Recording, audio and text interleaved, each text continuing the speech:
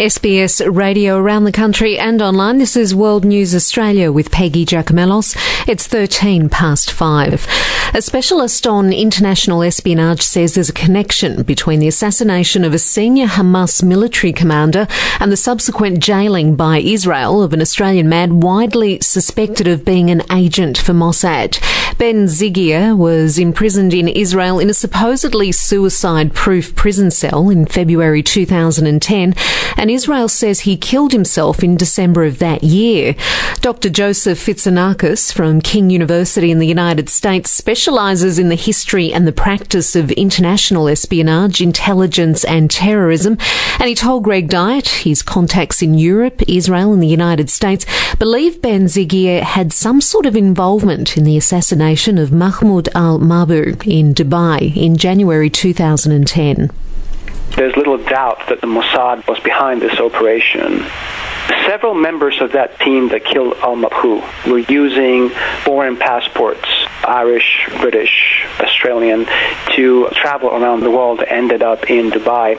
One of the main aftermaths of the assassination was a question of how did they get those passports. And if you remember, that led to the expulsion of several Israeli diplomats from around the world, including Australia.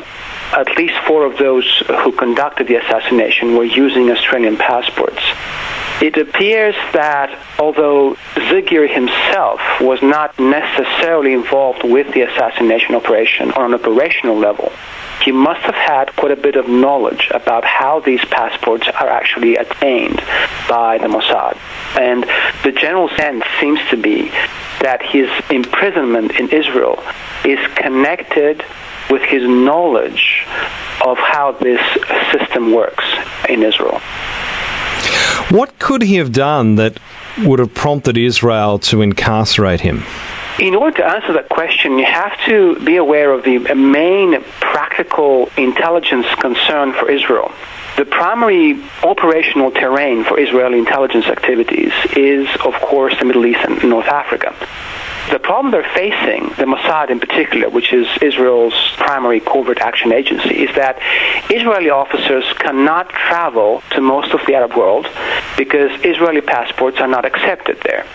So because of this, Israeli intelligence agencies, including the Mossad, are constantly in sort of a desperate need for high-quality travel documents, which are indispensable in the work. Without them, they cannot do what they're supposed to do.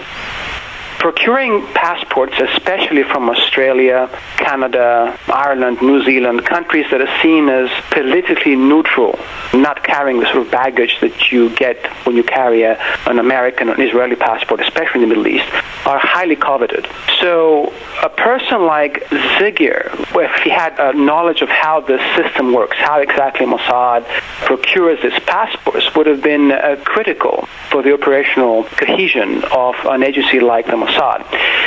Some people tend to think that because Zygier was incarcerated in the same prison, the same cell that was built for the person who killed Israeli Prime Minister Yitzhak Rabin in 1995, that his crime must have been something comparable in scope to, let's say, killing an Israeli political leader. Now, I personally don't think so. I think what he must have done is he must have somehow compromised himself by collaborating with a foreign intelligence agency in the months or the weeks after the al-Mabhouh assassination. Now, was that agency the Australians? Was it perhaps the authorities in Dubai who were investigating the al-Mabhouh assassination?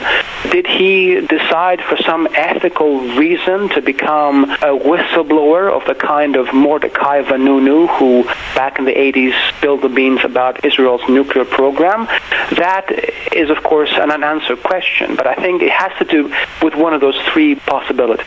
If we go back to December 2009, an Australian journalist had the first of several telephone calls with Zygier, in which he put to Zygier that he had information that he was one of 3 Israeli Australians involved in taking out and the production of false identity documents like passports.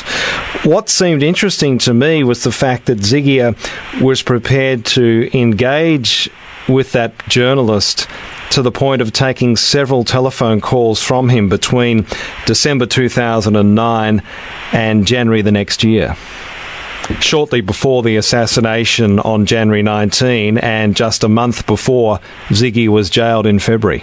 Yes, that is very interesting indeed. I think that if Zygier, and it seems almost certain at this point, was recruited by Israeli intelligence, when he received that call, his world must have collapsed, because for somebody like him, operational discretion is of the utmost importance. However, he did engage with the journalist and did continue to be in communication with him. This might point to the possibility that Zygier was not a full-time operations officer for the Mossad, but perhaps a recruit, an asset, somebody who comes and goes, is recruited for a particular operation with an expiration date, and then remains sort of like a sleeper agent until he's used again. That also could point to the possibility that Zygier was involved with the Mossad, but at the same time had some kind of ethical concerns about the use of Australian passports to conduct assassinations around the world. At the same time, you might argue that it wasn't necessarily his fault that his name kind of was leaked to the press in Australia. He must have alerted the authorities by returning to Australia several times, some say at least 4 times, to change his name and request new Australian passports, which he then must have used to travel around the world. That alerted the Australian authorities, who must have thought at some point that the Mossad had asked him to anglicize his name so that he could travel to the Middle East without appearing to be in some way connected to Israel. Now, that is sloppy intelligence work, any way you look at it. Now, attention has been focused on the fact that he was being held in a supposedly suicide-proof prison cell. Would Israel have any motivation in wanting to kill this gentleman? I really don't think so. Let's take the most serious possibility, say that Zygier had actually compromised himself, had collaborated with an intelligence agency from a country considered by Israel to be an adversary, an enemy country. In that possibility, Mossad would have nothing to gain from his death.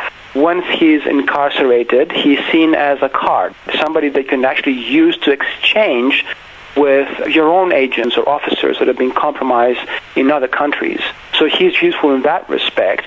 In addition, once he's considered essentially a defector in place, somebody who has collaborated consciously with a foreign intelligence agency, the Mossad would have a lot more to gain by interrogating him for years and years to gain information about the mode of operation of this adversary intelligence agency than actually killing him. So there's nothing to be gained by killing a compromised officer or agent of the kind of Zygier. That's Dr. Joseph Fitsanakis from King University in Bristol, Tennessee, speaking with Greg Dyett.